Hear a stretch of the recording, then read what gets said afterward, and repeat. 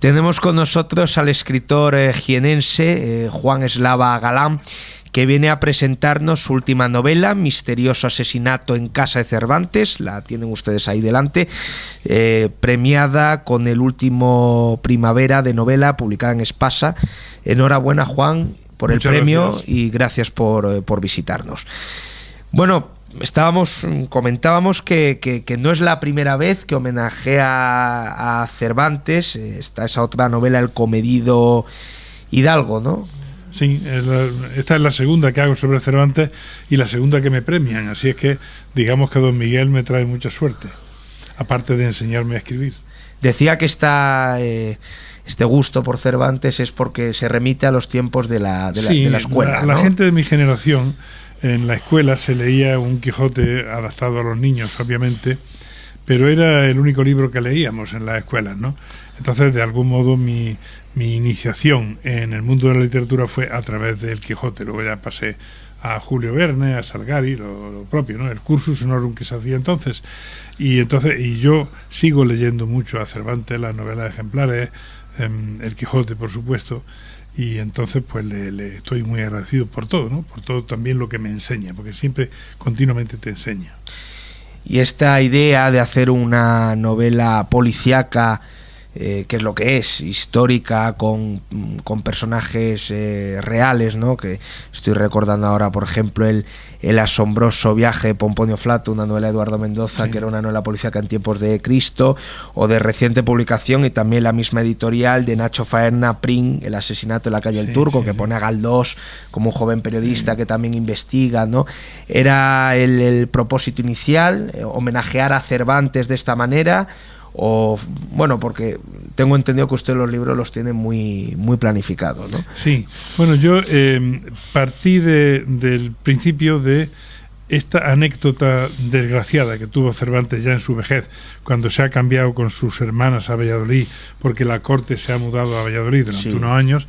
Entonces, un buen día o un mal día, apareció malherido un hidalgo en la puerta de su casa, Gaspar de Espeleta, y le achacaron la muerte, o un sospechoso de esa muerte fue Cervantes. Entonces metieron a Cervantes en la cárcel y a sus hermanas. Entonces yo parto de esta anécdota, que es una anécdota cierta, muy desgraciada, parto de esta anécdota para hacer una novela policíaca en la que un personaje cervantino se preocupa de dilucidar quién ha sido el verdadero asesino de este señor, entre otras cosas para exculpar a Cervantes, ¿no? Sí, es muy bonito ese juego de lo real con la ficción, ¿no? Porque el personaje en sí es Dorotea de Osuna, que sale en la primera parte del Quijote, que además es un personaje muy bonito, un personaje muy bien dibujado, porque en algunas ocasiones se viste de hombre, entonces ya no es Dorotea de Osuna, sino Teodoro de Anuso, y entonces con esas dos, llamémoslas así, identidades, pues va resolviendo el caso en función, a veces le viene mejor. Sí, según le viene ser hombre o ser mujer. Eso es. Hay que decir que en Cervantes también aparece vestida de hombre, la Dorotea de Osuna, es decir, que la idea no es una extravagancia mía. Y también hay que decir que en la época era bastante frecuente que mujeres se disfrazaran de hombre, porque las mujeres tenían un mundo muy limitado. Entonces hay algunas, la más conspicua quizás sea la monja alférez, Caterina de Lauso, que se disfrazan de hombre, bueno, pues para tener acceso a las ventajas que tienen los hombres y que ellas no tienen, ¿no? En ese sentido también he querido quebrar una lanza por Cervantes, porque Cervantes es, antes de su época, se adelanta a su época siendo un hombre profundamente feminista. Es un hombre que los personajes femeninos del Quijote tienen una densidad, y es un hombre, por ejemplo, que está en contra de la costumbre muy divulgada en su época de casar a las chicas muy jovencitas con viejos. Es decir, él aboga porque la mujer sea la que decide su matrimonio, y las Cervantas también, que son personajes secundarios en la novela. Las Cervantas son personajes interesantísimos históricamente, porque eran chicas que sabían leer y escribir, y en esta época que una mujer sepa leer y escribir la hace sospechosa. Hay una expresión muy de época que dice que la instrucción, la lectura, lleva a los hombres al brasero. O sea, a que te pueda procesar la Inquisición y te pueda quemar, ¿no? Por hereje.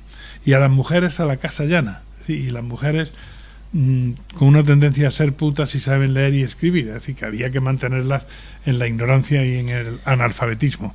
Esa era la idea dominante en la época. En la familia de Cervantes no. Eran muy adelantadas y las mujeres sabían leer y escribir.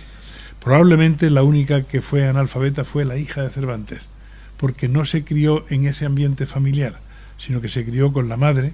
Era una hija adulterina. La hija ilegítima, ¿no? La hija ilegítima. La hija ilegítima. Y porque al luego, final se integró en el núcleo de Cervantes, sí, pero ya para entonces digamos que estaba maleada, ¿no? Pero las Cervantas no, las Cervantas sabían leer y escribir. Eran mujeres que sabían ganarse la vida. En la novela tiene efectivamente mucho peso los personajes femeninos, como ocurre con Cervantes. Ese dicho del brasero y de la cama llana usted lo pone en boca de una beata despreciable, y ahí está la idea también de cómo la Iglesia, y fundamentalmente la Iglesia en España, hasta el punto de que en algunos momentos hasta se prohibía leer la Biblia, siempre está en contra del progreso. Sí, es decir, sí, las sí. conversaciones Hasta, que mantiene hasta prácticamente en nuestros días, claro, ha sido un elemento contrario al progreso. Es decir, un elemento, siempre había el antiguo régimen, siempre hay que recurrir a esa expresión, el antiguo régimen se basaba en el altar y el trono, es decir, la preeminencia del rey y la religión ante todo, ¿no? Y claro, era sospechoso, incluso el que leía la Biblia, estaba prohibido leerla. Parece un absurdo, ¿no? Pero estaba prohibido leerla porque es lo que leían los protestantes, y leyendo la Biblia uno la interpretaba a su manera. Entonces la Biblia habría que interpretarla a la manera que te decían los púlpitos. Efectivamente. Ese era el tema. Bueno, la novela está muy documentada. Al final, además del libro, también usted explica los personajes, lo que les sucedió, una bibliografía y demás.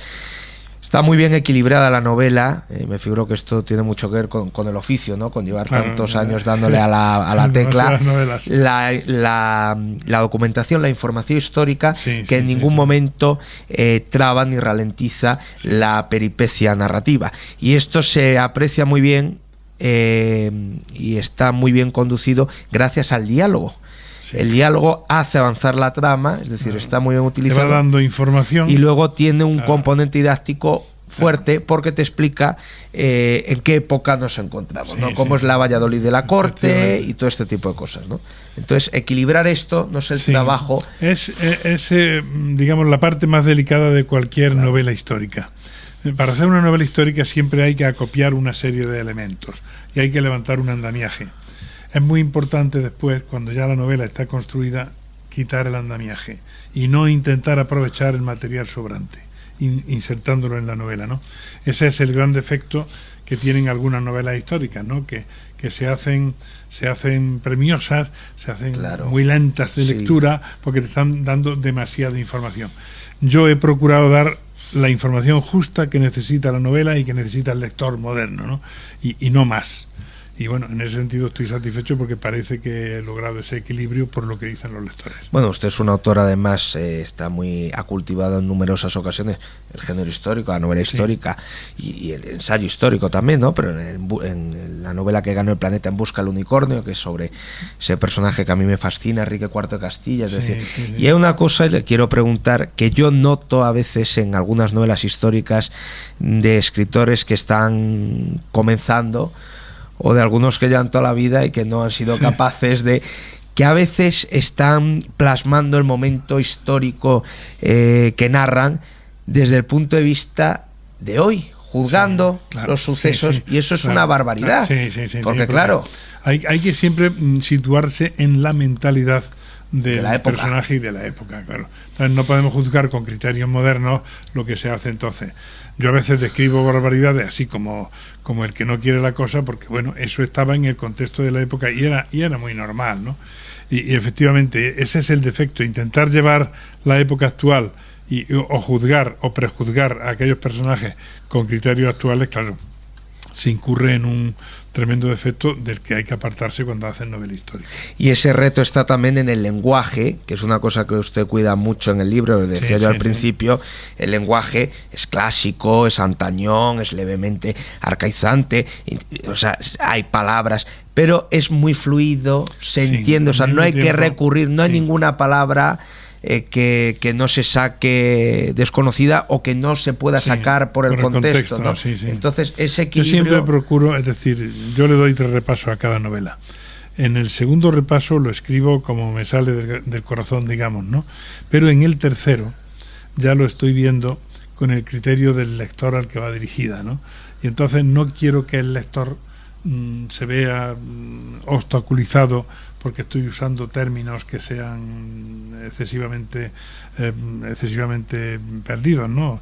Entonces, lo que hago es, bueno, simplemente recurro a una perífrasis para que, respetando el lenguaje de la época, se entienda. Claro. Y eso es lo que he hecho. Claro, palabras modernas tampoco se va a meter, no va a meter la palabra internet, por ejemplo, claro, naturalmente, claro, pero expresiones, por ejemplo, no te rayes o no, eso sí, tampoco, sí, no, obviamente, que también lo he cabe. Visto, en alguna sí, novela. Algunas veces sí, desgraciadamente. Pues claro, los novelistas primerizos no tienen en cuenta eso, ¿no? Que siempre hay que tenerlo en cuenta. Bueno, es una novela, decíamos al principio, policíaca, clásica.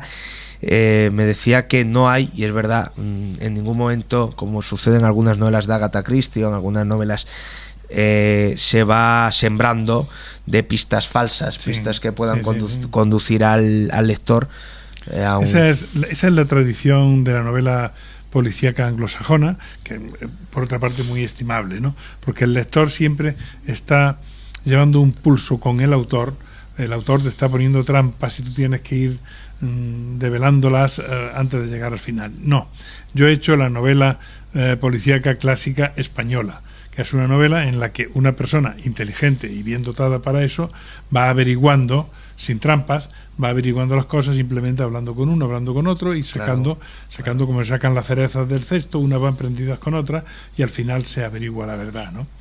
Me ha hecho mucha gracia, por ejemplo, estoy recordando, y sucede al principio, así que no desvelamos, la primera o la segunda entrevista que tiene, es la primera, con ese alguacil, con ese... cuando dice, aquí tengo lo tengo para ir al servicio, claro. O sea, es decir, había un desprecio casi por las pruebas y por... Sí, nada, claro, obviamente es una policía todavía muy tosca. Claro. Y entonces, si han escrito, han interrogado a los testigos, después a la hora de pasar eso a limpio, los papeles que quedan, pues eso para ellos no tiene valor, ¿no? Obviamente, claro, es una policía todavía bastante tosca, claro. Pero que también averigua las cosas, a su manera, ¿no? Sí. La narración está centrada, focalizada fundamentalmente en el personaje de Dorotea de Osuna, aunque a veces se salta a otros personajes, ¿no? Sí. Como una especie, o sea, casi en ese sentido podemos hablar de una novela coral. O en también hay un caleidoscopio. He metido a otros personajes, por ejemplo, un pícaro, un valentón, que aparece en las novelas ejemplares de Cervantes, Chiquiznaque, pues lo meto aquí. Sí.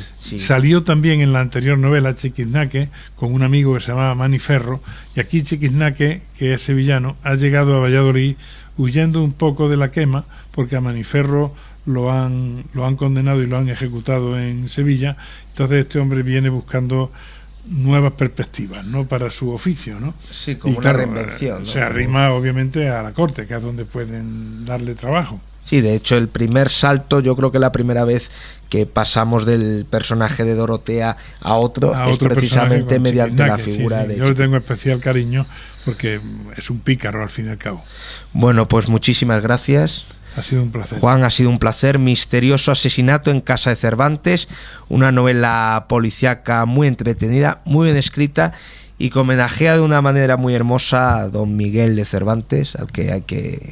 No hay más remedio que rendirse siempre. No hay más remedio que... Él nos enseña. Muchas gracias. Muchísimas gracias.